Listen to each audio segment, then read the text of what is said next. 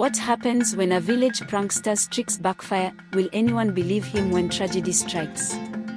In the small, peaceful village of Aiart, surrounded by tall trees and green fields, there lived a young man named Joriff. He was famous in the village for being a trickster.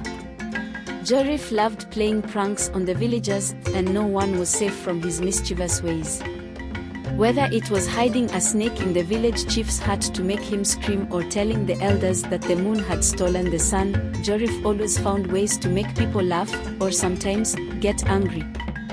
One day, during the big harvest festival, Joriff decided to play a prank on his best friend, Akin. He sneaked into Akin's house early in the morning and put a bucket of honey on top of the doorframe. As soon as Akin entered, the bucket tipped over, spilling honey all over him. Akin was covered from head to toe in sticky honey. At first, he was angry, but then he couldn't help but laugh. Of course, the whole village found out quickly, and for weeks after, Akin joked about his sweet encounter with Joriff. There was also the time Joriff tricked the village women. He told them that the gods wanted them to wear red clothes to bring a good harvest. The next day, all the women walked around in bright red dresses, looking like walking fireballs. The elders didn't understand what had happened, and the women were very angry.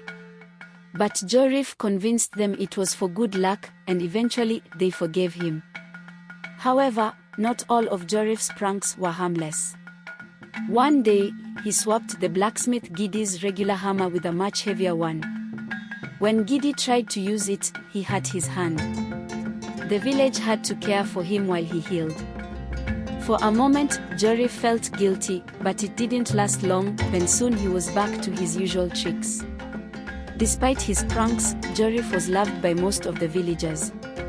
He was funny, charming, and always made people smile. But there was one thing most didn't know: Joriff used his tricks to hide a deeper sadness. He wanted to be remembered for something important, not just for his jokes. One afternoon, while Joriff was walking through the village, something strange happened. The sky suddenly turned dark, and the birds stopped singing. The ground beneath his feet began to shake. At first, Joriff thought it was just another trick. Maybe someone was playing a prank on him. But when the shaking grew stronger, he realized this was no joke. Before he knew it, the ground cracked open in front of him. Giant rocks shot up from the earth, blocking the path to the village. Dust filled the air, and the river, which had always been peaceful, started to flood. People screamed, and chaos spread through the village. This wasn't a prank. It was real, and the village was in danger. Joriff ran to the village square where the elders had gathered. He shouted for help, trying to warn everyone. "Please, something terrible is happening.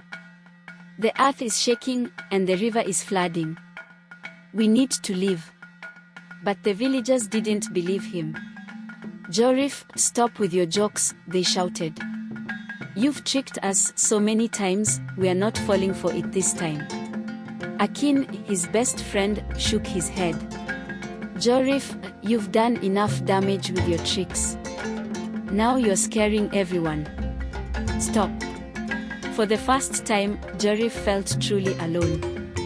No one believed him. They thought he was just playing another joke, but this time, it wasn't funny. The ground kept shaking, and the floodwaters kept rising, but no one was listening to him. The situation only got worse. Joriff knew he had to do something before it was too late. He couldn't wait for the villagers to realize their mistake. In the dark of night, Joriff ran to the edge of the forest, where it was said a powerful spirit named Oranmela lived. This spirit was believed to have the power to control the earth and the skies. Joriff didn't know how to call the spirit, but he was desperate. He ran through the thick trees, his heart racing with fear. After what felt like hours, he found the stone circle where Oranmela was said to live. The air was still, and the forest seemed eerily quiet. Joriff knelt down before the stones and called out. "Oranmela, I need your help," Joriff said, his voice trembling. The village is in danger and no one believes me. Please help us."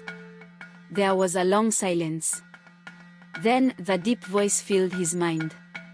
"You seek my help after years of tricks and lies?" the voice asked. "Why should I help you, Joriff the fool?" Joriff's heart sank. "Please, I didn't mean for any of this to happen. I only wanted to be remembered, to make people laugh. But now, I see the damage I've done.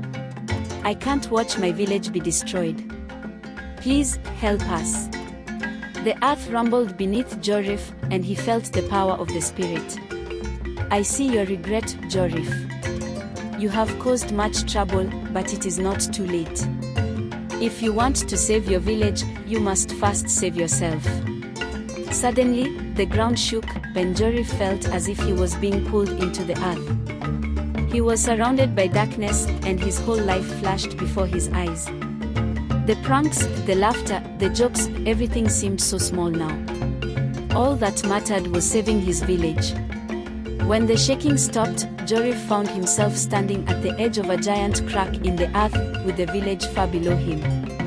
The floodwaters had stopped rising, and the ground had stopped shaking. The earth was calm. He had done it. Joriff called out to the villagers below. "The spirit of Oranmela has spoken.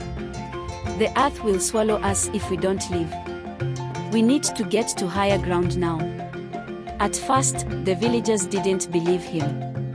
But as they looked around, they saw the floodwaters were no longer rising, and the ground had stopped shaking. Slowly, they began to listen. Joriff led them to higher ground, where they would be safe from the danger. Together, they rebuilt their homes, and over time, the village was saved. The earth settled, the floodwaters receded, and Archie began to heal.